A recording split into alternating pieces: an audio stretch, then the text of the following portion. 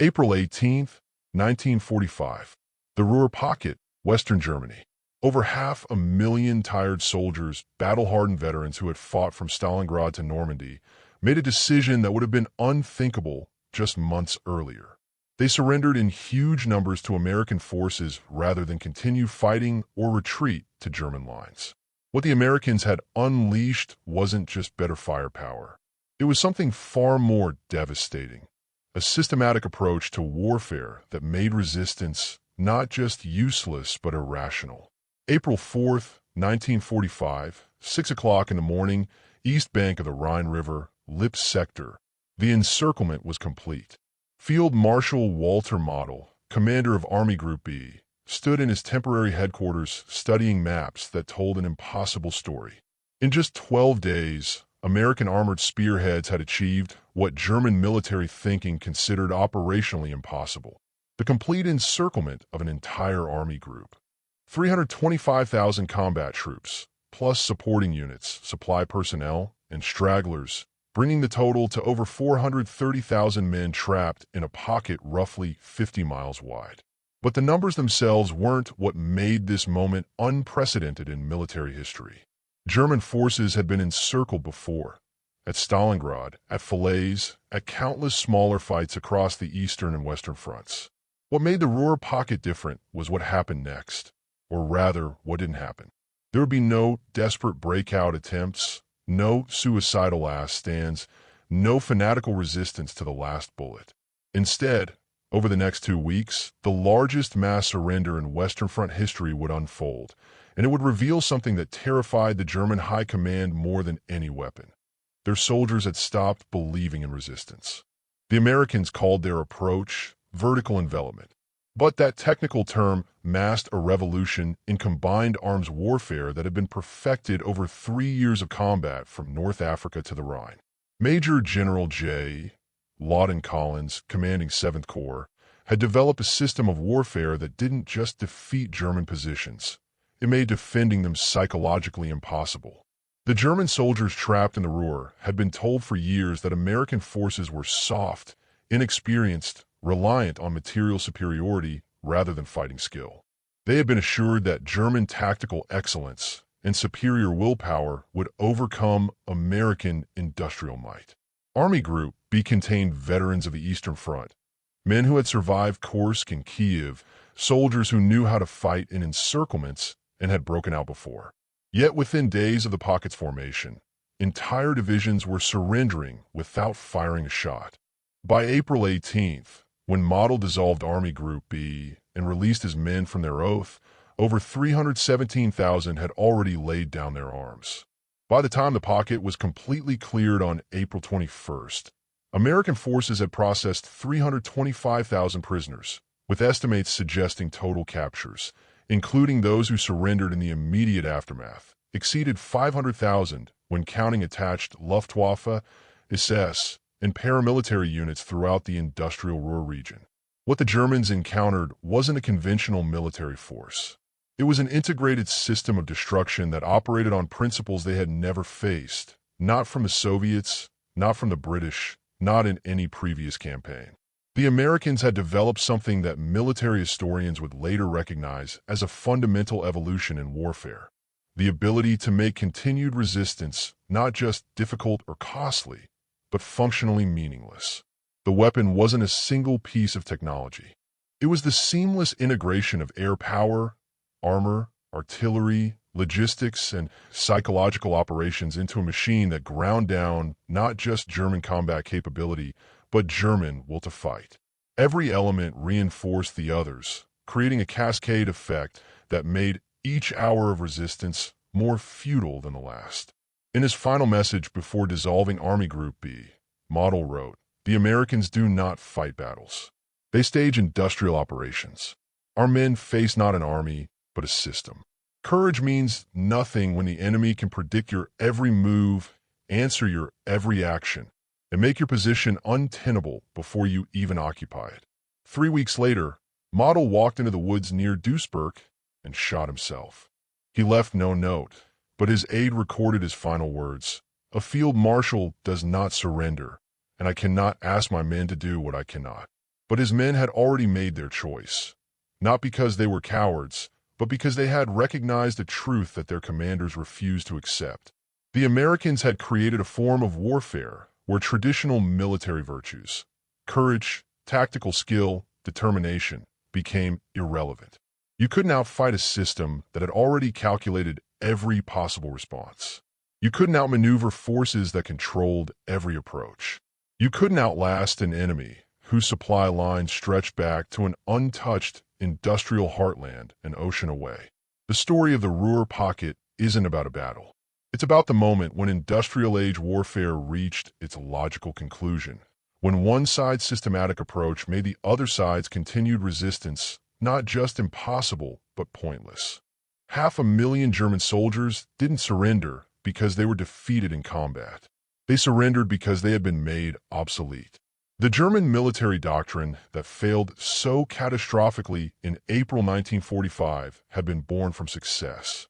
For 5 years, the Wehrmacht had conquered a continent using principles that had proven devastatingly effective.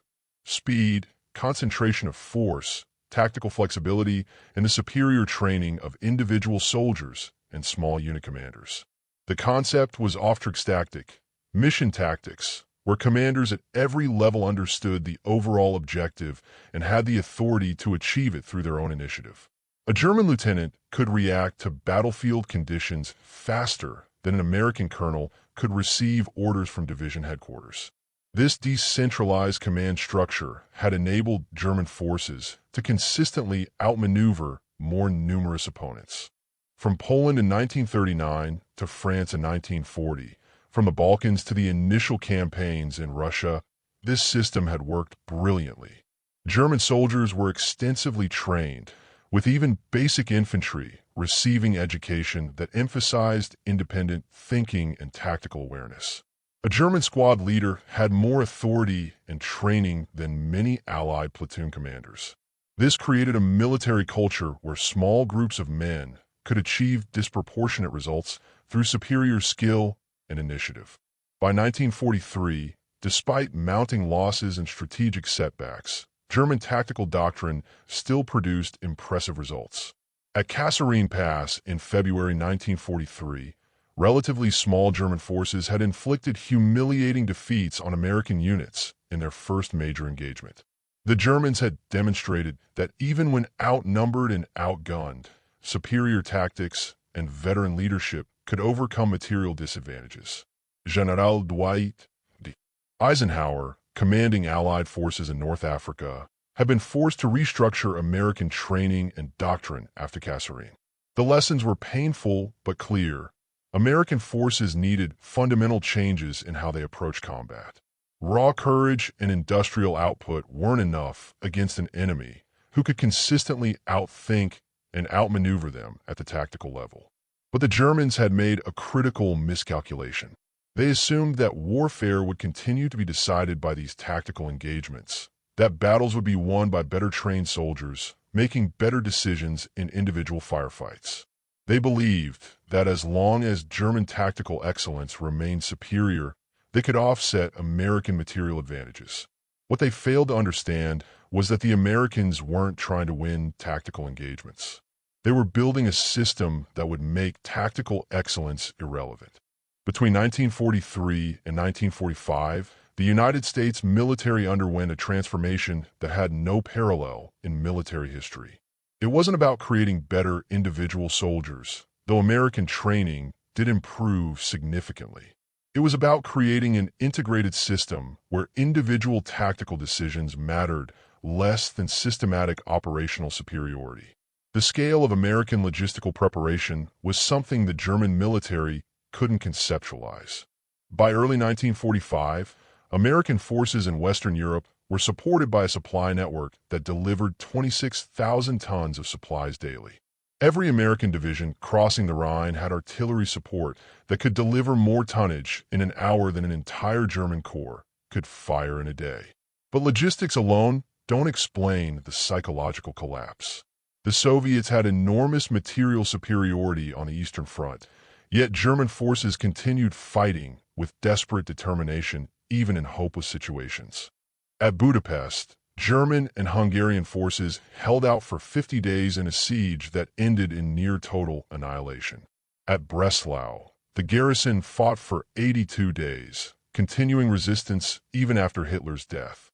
Against the Americans, that same determination evaporated. The difference wasn't firepower. It was predictability and inevitability. American doctrine had evolved into something the Germans called Materialschlacht, material battle. But that term didn't capture what made it psychologically devastating.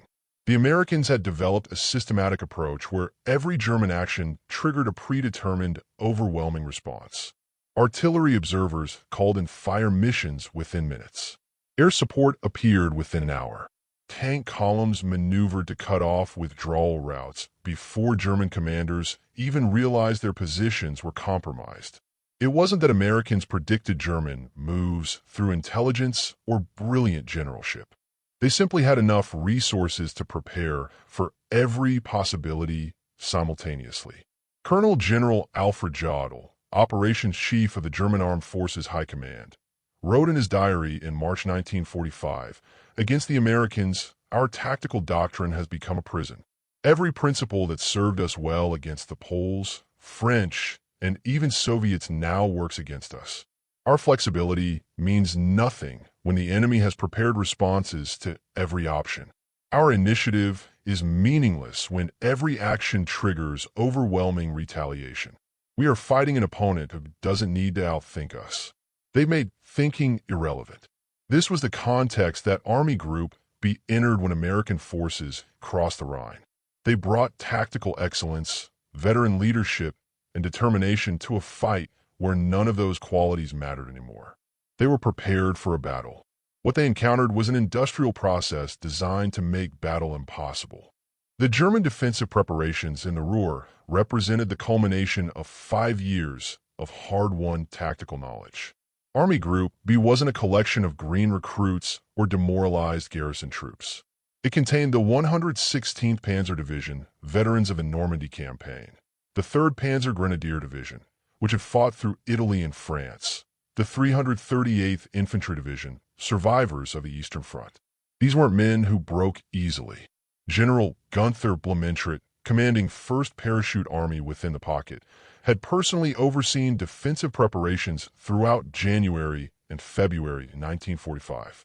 His planning documents, captured after the surrender, revealed meticulous attention to lessons learned from 3 years of retreat. Every position had been sited with interlocking fields of fire. Every bridge had demolition charges. Every crossroad had been pre-registered for artillery.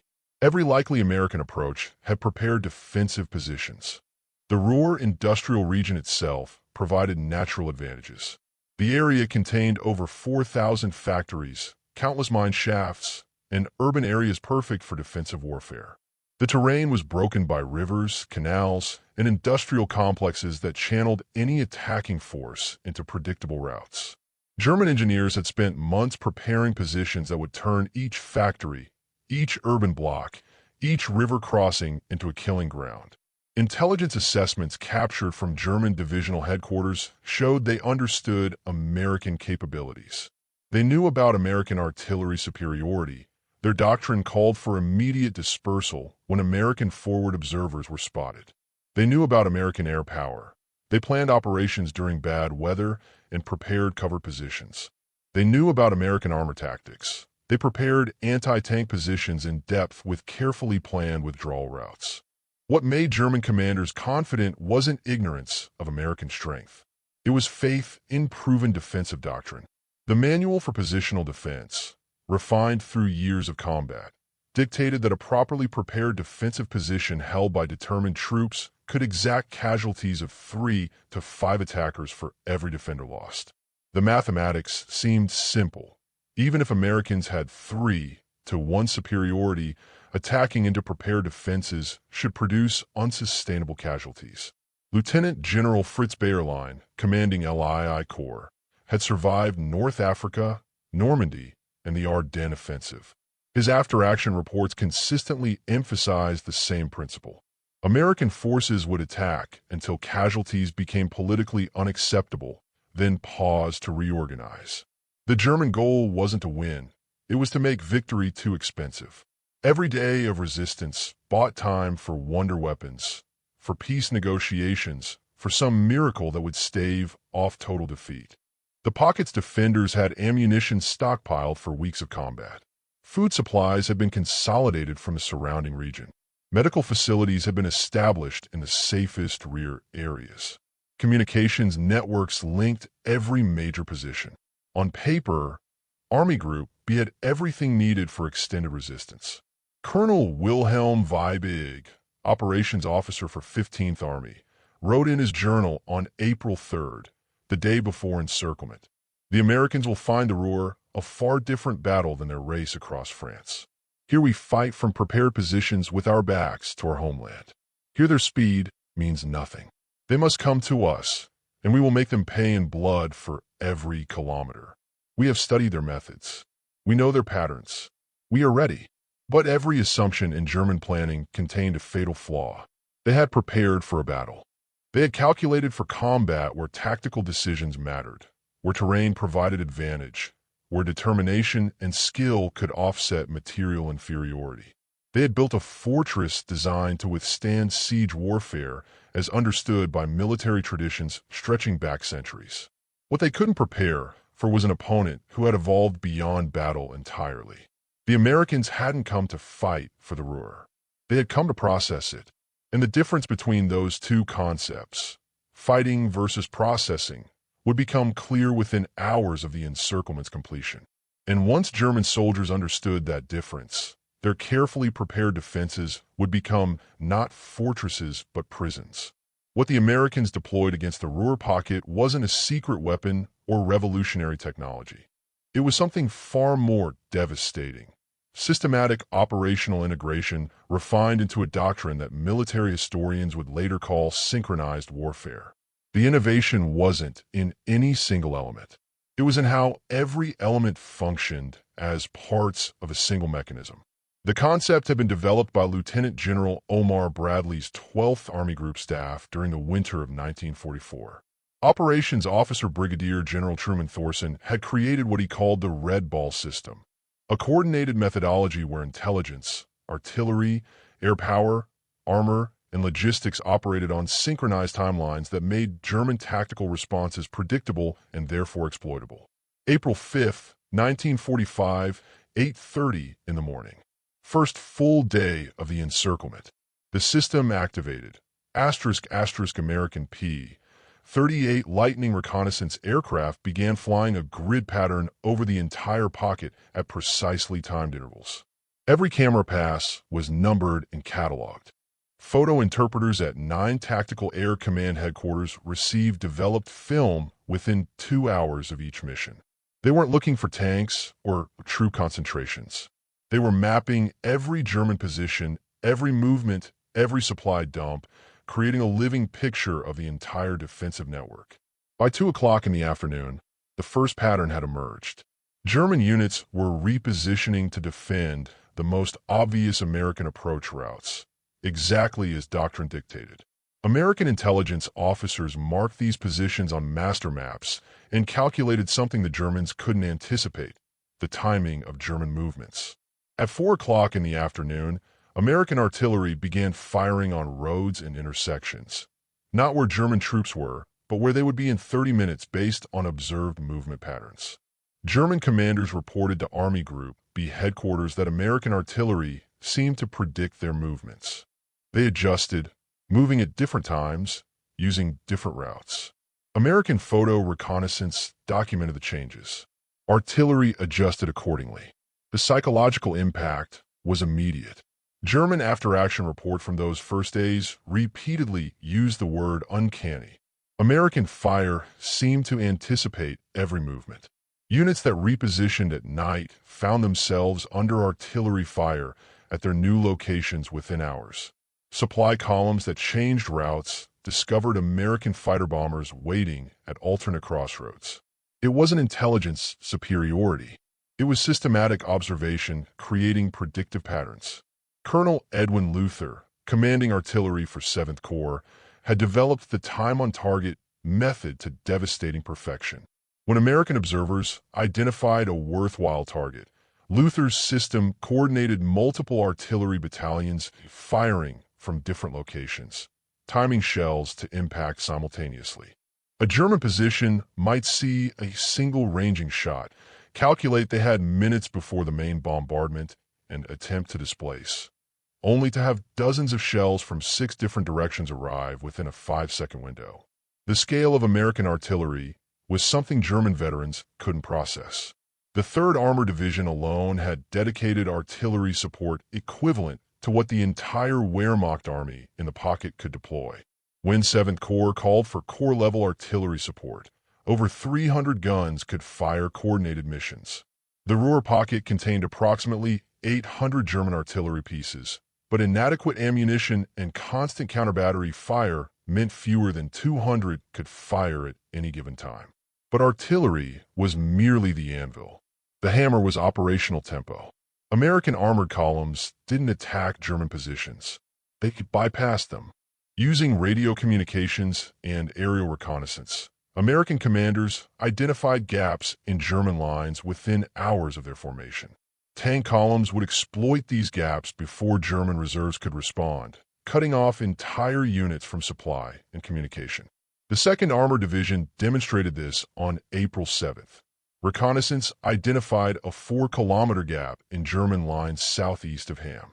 Within 3 hours, Combat Command had pushed an entire armored column through the gap, advanced 15 kilometers, and blocked the main supply route for 2 German divisions. The encircled German forces discovered they were cut off only when supply convoys failed to arrive. By then, American forces had established blocking positions too strong to break without a major counterattack, and attacked German forces no longer had the fuel or coordination amount.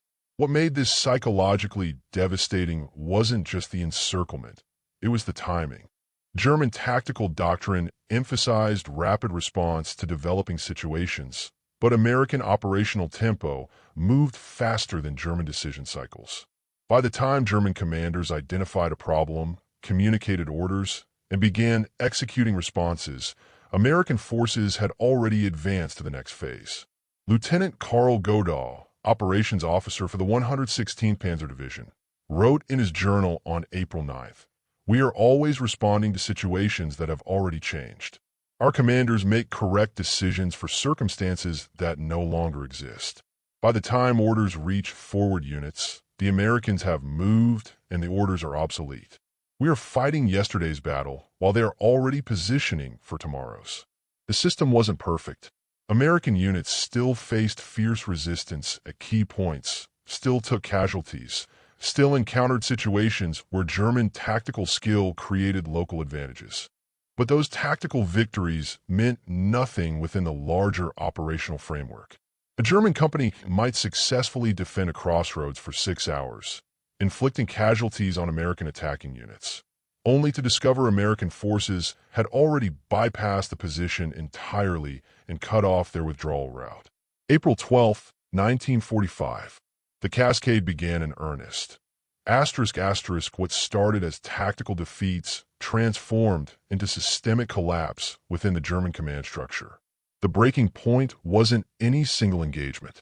It was the cumulative realization that continued resistance served no purpose. American intelligence teams working with captured German communications equipment documented the collapse in real time. Radio intercept from German divisional headquarters revealed a pattern. Initial confidence, followed by confusion, then desperation, finally resignation. By April 14th, entire battalions were surrendering without American forces even approaching their positions. They simply walked out of their fortifications and waited for Americans to process them. The 9th Panzer Division provides the clearest example. On April 10th, the division reported full combat readiness with 47 operational tanks and 4,200 combat effectives. Division Commander General Harold von Elverfeld issued orders for aggressive counterattacks to restore German lines. On April 13th, after 3 days of attempting to execute offensive operations, von Elverfeld reported to Army Group B, "Every movement draws immediate artillery fire. Every concentration draws air attack. We advance 500 meters. American armor appears on our flanks. We cannot maneuver. We can only die in place or surrender. On April 15th, von Elverfeldt surrendered his division with 38 tanks still operational and ammunition for 2 more days of combat.